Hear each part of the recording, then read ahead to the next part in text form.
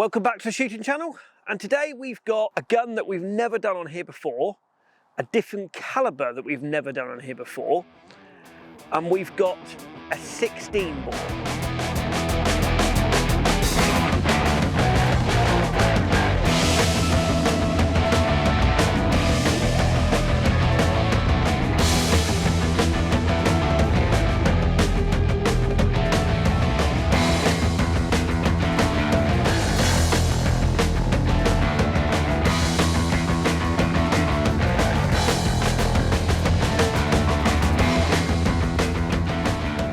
16 bores are one gun that you don't see many of at all. They are a very rare gun. They used to be very popular probably 30 years ago, 25, 30 years ago. They're not really come back into fashion.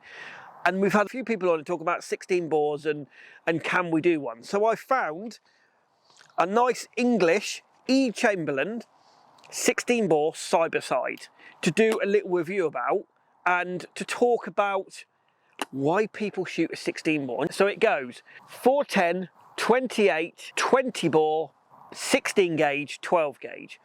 But 16 gauge never quite took off. There's a few of them out there. The cartridges are a little bit more money, but if you're looking for something that's a little bit rare and different, 16 gauge is your one to have. If you look at the cartridges, that's a 12 gauge. So that's slightly bigger than a 16 gauge. That's a 20 gauge. So if you actually, they look very similar to a 20 gauge if you look in diameter. So this is where when you're shooting them, you have to be very, very careful. You do not mix the cartridges together, because if you look at them at a distance, they look very similar. They look almost the same size. You can get an over under one, you can get a side by side one, and let's see what they're like. I'm going to be honest, if you find a 16 bore, buy it, because they are one gun that is really, really rare. A lot of the manufacturers, some of them every now and again, Browning a few years ago bought out a range of 16 bores, Beretta have done it, but as a whole, they don't actually do it very often.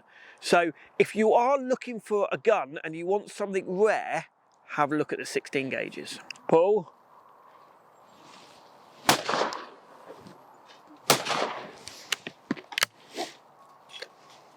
Pull.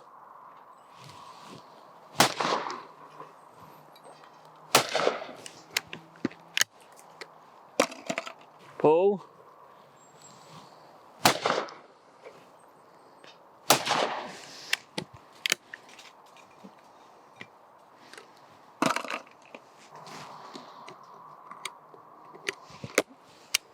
Pull.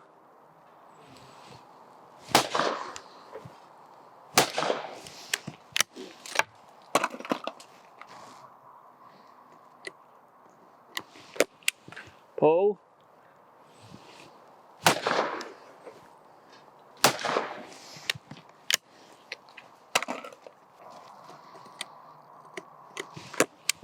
Pull.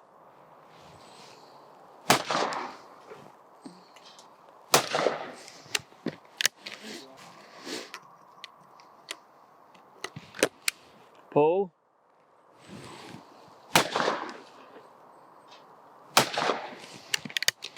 16 gauges, you do see them more on the game field than you do on the clay field.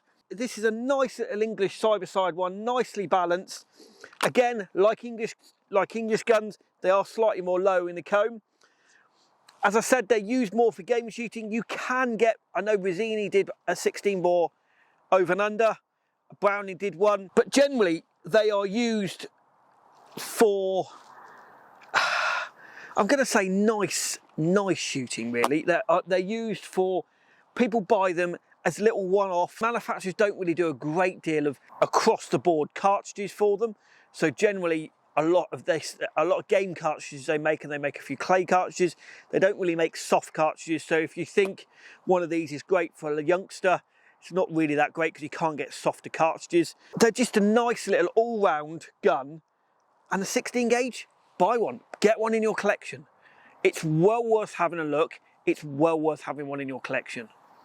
And they are one of the guns that there's not many of them made. So if you want something that's rare, it's worth doing. Now what I'll do is I'm going to give Alex a go on shooting it, and then we'll go from there.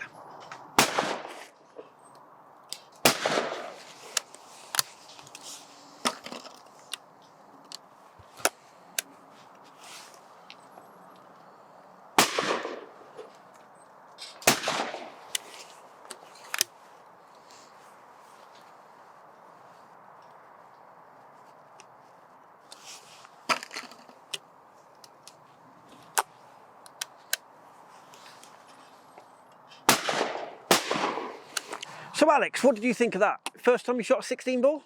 Yeah, first time I shot a 16 ball. Feels really nice actually. I shot it relatively well. I don't normally shoot well with side-by-sides. Normally better with like the smaller gauge side-by-sides because they've got less recoil. I can control them a bit better. But yeah, it does feel really nice. From a youngster's point of view, would a 16 ball be in your collection? Yeah, if I wanted to build a bigger collection than I already have, then I'll definitely look at a 16 ball. So there you have it, a 16 ball. Have one in your collection. It's well worth it. If anyone has got one, please comment below. Please let us know your thoughts on the 16 ball. I hope you enjoyed this film. Please like us on Facebook, follow us on Instagram. Please, please, please join the membership for as little as $2.99 a month. I hope you've enjoyed this, and we'll see you on the next one.